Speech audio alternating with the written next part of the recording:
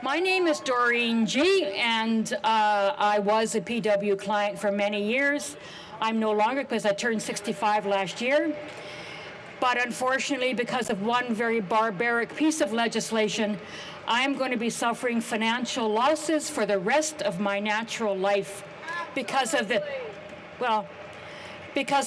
requirement for people to apply for a Canada Pension Plan against their will to keep their benefits. Now, I'm going to be very honest here.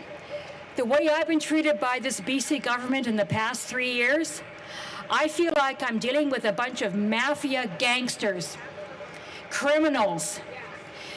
When I used to watch Hollywood movies about the mafia, you get people coercing people, threatening them, intimidating them, scaring them, terrifying them, stealing money from them, coercing them, extorting them. And that's exactly what this government's done to me. When I turned 62, I was forced against my will. I had a metaphorical gun to my head by the Liberals. Either I sign for early CPP and take it at 60, or I lose my only income. And what really disturbs me is that in the bitter end, I fought this to the very end. Finally, I had to sign. My worker told me either you sign. She had she had the form in one hand, and she had my check in the other hand. She said either you sign or you don't get your money. In other words, Michelle Stilwell was quite happy to put me, a senior woman with a disability, on the street with nothing. That's the kind of minister we have right now. We need to kick this out next spring. Anybody's better than her. Anybody's better. Now, getting back to the mafia analogy,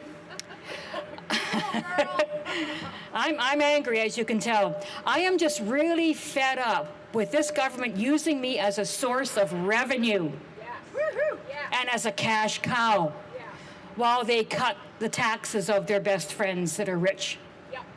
And I'm fed up with it. Just like in the old Hollywood movies where the mafia, the gangsters would go after the little guy, the powerless guy who had no voice, no power, and they would take from them because they were easy targets. But the worst thing of all is the fact that in the movies, the people never got away. They never got a break. For the rest of their life, they were paying money to these people. They were under their thumb for the rest of their life. And that is what's happened to me. This is the only clawback where I'm going to have financial losses for the rest of my natural life. And I am fed up with this. It's not worse than the other clawbacks. It's just really unique. First of all, I was threatened with 4 letters by the Liberal government, by Michelle and her minions, Michelle Stilwell and her minions. I was threatened 4 letters. We will take your money away if you don't sign. Then I was harassed by phone with anonymous phone calls. I mean, what kind of people do this kind of stuff? I have a chronic anxiety disorder. So you can imagine being terrorized by these people, what it did to my mental health. It is a crime what they did to me, and it's a crime what they do to people every single day in this province. And we have to kick these out next May. Thank you. As I say, I don't really care what I say anymore. I'm just so mad at people that are treating me like this. I have a disability.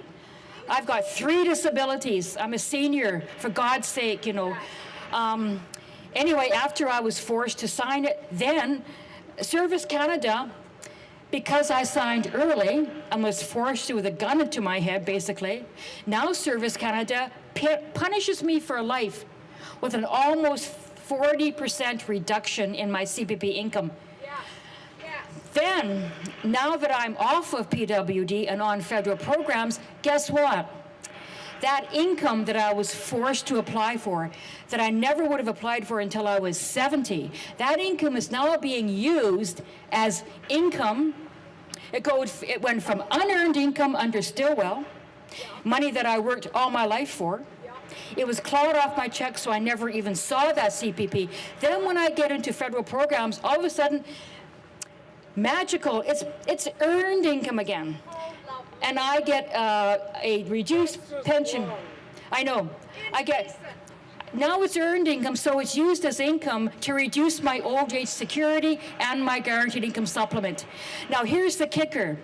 Michelle Stilwell is also the minister of the department that disperses BC Senior Supplement. So what was unearned income for her when I was PWD status, now she's making it earned income.